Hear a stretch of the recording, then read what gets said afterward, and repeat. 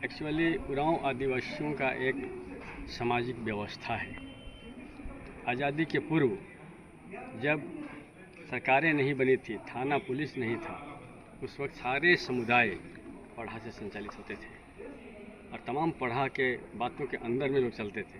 लेकिन धीरे धीरे लोग अपनी अपनी जाति के आधार पर, धर्म के आधार पर अपनी व्यवस्था को लोग मजबूत किया और तब पढ़ा से लोग अपने को अलग मानने लगा।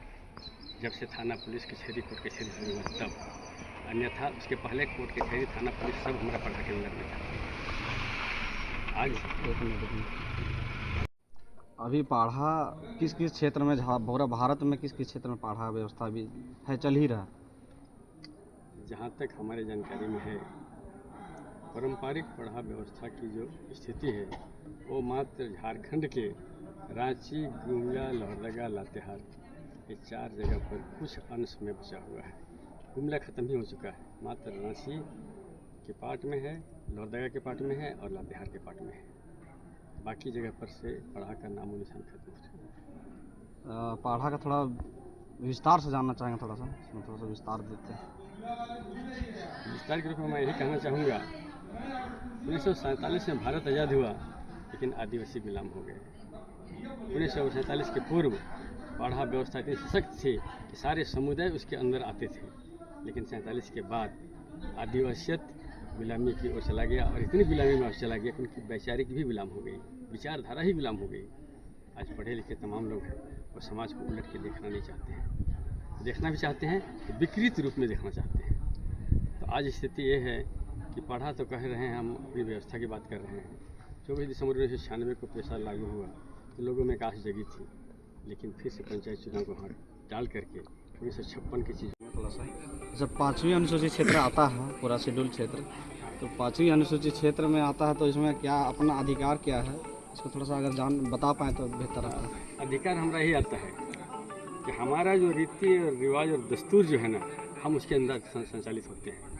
लेकिन आज हम अपने रीति रिवाज और दस्तूर में कहीं पर भी नहीं हैं। हम उसी कैटेगरी में पहुंच गए हैं कि हम आज बोलते तो हैं कि हमारा ये रीति है, हमारा ये दस्तूर है। हम पूजा पाठ भी कर रहे हैं, पूजा पाठ की विधि में हिंदुत्व घुसा हुआ है। अब सवाल रह गया कि हम आदिवासी कहलाएंगे कैसे? आज एक कहेंगे, आदिवासियों के बीच में शव जलाने की प्रथा नहीं थी। आज सभी के सभी पढ़े लिखे और संपन्न लोग शव जलाने की ओर चले गए। बोलते हैं कि हम तो सरना वाले हैं, लेकिन व्यवहार तो हिंदुत्व का हो रहा है। आपने तो हिंदुत्व का बात रखा, क्रिश्चियन का बात रखा, तो आखिर आदिवासी का कोई जाति होता है, धर्म होता है क्या? हम प्रकृतिवादी हैं। अगर देखा जाए 1951 के बाद हमारी पहचान को मिटा दी गई। 1871 में जब जनगणना शुरू हुई तो एबोरिजिन के नाम से हम जाने गए। दूसरी बार हम एनिमिस्ट के नाम से जाने गए। उसके बाद हम ट्राइबल के नाम से जाने गए। उसके बाद हम शेड्यूल ट्राइब के नाम से जाने गए। उसके बाद हम अन्य में चले गए। जानेंगे कि पढ़ा ऐतिहासिक रूप से, अगर पढ़ा अभी 4 मतलब झारखंड में अगर देखा जाए तो 4 जिला में आप बता रहे हैं, तो ये इसको फिर से अगर विस्तार से बड़ा रूप देने के लिए अभी कई भागों में बांटा हुआ है। 21 पढ़ा, 12 पढ़ा, 10 पढ़ा ऐसे बोलते हैं, तो इसमें थोड़ा हम जानकारी लेना चाहेंगे इसके बारे में। ये हमारा सशक्त था 1962 तक। 1962 में राज्य पढ़ा का गठन हुआ और तब से हमारी पारंपरिक स्वशासन व्यवस्था तहस नहस हो गई। मैं अपने वक्तव्य में कहा था कि मैं राजनीति से समाज की ओर जा रहा हूँ या समाज से राजनीति की ओर जा रहा हूँ, बहुत बड़ा सवाल है। और आज हम समाज से राजनीति की ओर जाना भूल गए हैं, हमारे पास कोई रास्ता ही नहीं बचा। आज हम राजनीति से समाज की ओर जा रहे हैं, ये हमारा सबसे बड़ा भटकाव है। और तब है कि हम अपनी व्यवस्था की बात, अपने दस्तूर की बात, अपने रीति रिवाज की बात, अपने गीतों की बात, अपने अखड़ा को, धुमकुड़िया को, जतरा को, सिंदरा को हम संयोजन में असफल हो रहे हैं। अगर ये नहीं समझा होगा तब तक हम खड़ा नहीं हो पाएंगे, हमारी व्यवस्था खड़ा नहीं हो पाएगी।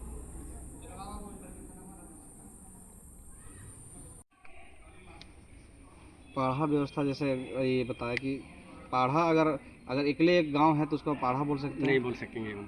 तो कैसे गाँव को मिला करके पढ़ा होता है। एक गाँव मिला करके हम सिर्फ एक गाँव कह सकते हैं उसको, या पद्दा पंच कह सकते हैं उसको। पढ़ा के लिए पढ़ा शासन में चलाने वाला कौन कौन होता है? पाढ़ा को संचालन करने के लिए बेल, दीवान, कोटवार, करटहा ये मुख्य पद के रूप में आता है। हाँ, और एक गांव में जिसको हम पद्दा पंच कहते हैं, उसमें हमारे 10 मुख्य सदस्य हैं। बेल, महतो, पहान, पुजार, जेठरैयत और गौरव, मुखी जोखस, मुखी पिल्लो, पिल्लो कोटवार, जोंक कोटवार और भंडारी। ये 10 पार्ट है हमारा। तो चलिए फिर इसके बाद में अगर इस विषय पे अगर बात चर्चा करना रहे तो ज़रूर मिलेंगे आपसे। इससे पहले आपका अधिक परिचय जानना चाहेंगे। हाँ, मेरा नाम विनोद भगत और मैं पारंपरिक स्वशासन पढ़ा व्यवस्था लोहरदगा का संयोजक के रूप में कार्यरत हूँ। बहुत बहुत धन्यवाद।